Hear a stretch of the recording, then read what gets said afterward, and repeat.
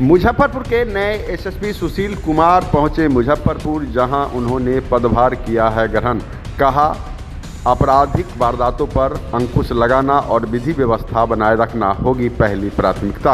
आपको बता दें कि बीते दिनों गृह विभाग के द्वारा बिहार के 62 आईपीएस अधिकारियों का तबादला कर दिया गया था, जिसमें मुजफ्फरपुर के एसएसपी राकेश कुमार को पदोन्नति देते हुए डीआईजी बनाया गया था और उनका तबादला मुंगेर रेंज में कर दिया गया था। तो वहीं दूसरी तरफ मुजफ्फरपुर की बात कर लें तो मधुबनी के एसपी सुशील कुमार को मुजफ्फरपुर के एसएसपी का कमान सौंपा गया था, जिसके बाद आज मुजफ्फरपुर पहुंचे हैं एसएसपी सुशील कुमार, जहां सबसे पहले ग्रामीण एसपी विद्यासागर ने फूलों का गुलदस्ता देकर उनका स्वागत किया, जिसके बाद नए एसपी सुशील कुमार ने पदभार ग्रहण किया। वहीं पदभार ग्रहण करते ही उन्होंने मीडिया से बातचीत करते हुए कहा कि जिले में जो आपराधिक वारदात है या फिर विधि व्यवस्था के को बनाए रखना मेरी पहली प्राथमिकता होगा। वहीं अपराधियों के खिलाफ उन्होंने सख्ती की बात कही है। साफ तौर पर पदभार ग्रहण करते ही नए एसपी सुशील कुमार ने अपराधियों के खिलाफ सख्ती की बात कही है कि जो भी गलत तरीके से धन अर्जित किया है उनकी संपत्ति को जब्त किया जाएगा, अपराधियों पर सख्ती बरती जाएगी।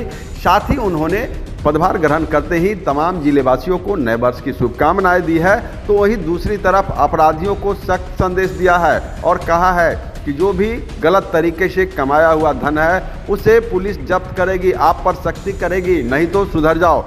पदभार ग्रहण करने के बाद नए एसएसपी सुशील कुमार क्या कुछ कह रहे हैं, सुनिए उनकी तमाम बातों को। सबसे पहले तो सभी मुजफ्फरपुर वासियों को और पूरे बिहार के लोगों को मेरी तरफ से नव वर्ष की शुभकामना।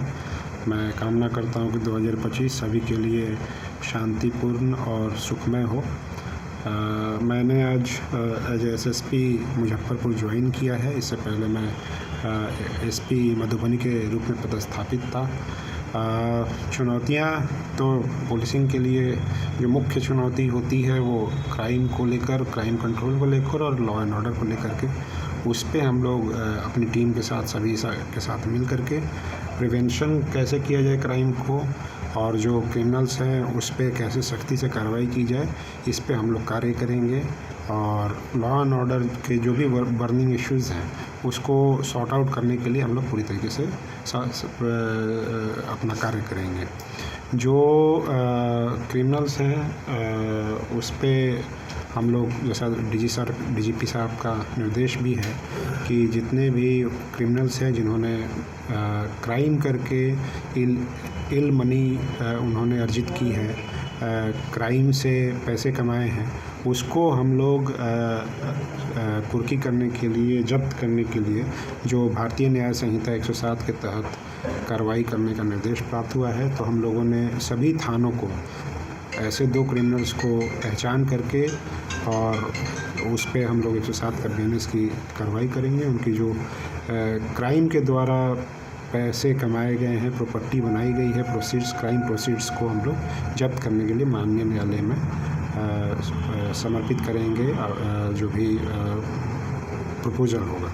टॉप 20 और टॉप 10 अपराधी जो मुजफ्फरपुर जिले से फरार चल रहे हैं, उन सबों पे हमारी स्पेशल टीम DIU की टीम है, और उसके अलावा जो संबंधित थाने हैं, उसके अलावा STF से भी लगातार समन्वय बना करके जो भी टॉप 10 क्रिमिनल्स हैं, मोस्ट वांटेड क्रिमिनल्स हैं, इनामी क्रिमिनल्स हैं, सभी की गिरफ्तारी के लिए हम लोग प्रयास करेंगे। सर, खासकर भूमि को लेकर सर हत्या हुई है पिछले दिनों भी कहीं यहाँ पे, उस पर किस तरह से नकेल? देखिए, भूमि विवाद के लिए सरकार के द्वारा लगातार निर्देश भी दिया गया है। शनिवार की बैठक में CO और SHO के द्वारा किया जाता है। उसके अलावा अनुमंडल लेवल पे SDPO और SDO के द्वारा, और उसके बाद SSP और DM के द्वारा भी किया जाता है। तो उसको हम लोग इंश्योर करेंगे कि काफ़ी सीरियसली उसको अच्छे तरीके से किया जाए, ताकि ज़्यादातर जो भूमि विवाद की समस्या होती है वहीं पे सॉल्व हो जाती है। उसके अलावा जो संवेदनशील भूमि विवाद है उसको हम लोग ज़रूर मॉनिटर करेंगे, उस पे जहाँ ज़रूरत होगी प्रिवेंटिव कार्रवाई की जाएगी, और उसमें अगर कोई इलीगल काम करता है तो उस पर भी, और जो भू माफिया है उस पर भी हम लोग विशेष कार्रवाई करेंगे। खास करके 107 BNS के तहत ज़रूर कार्रवाई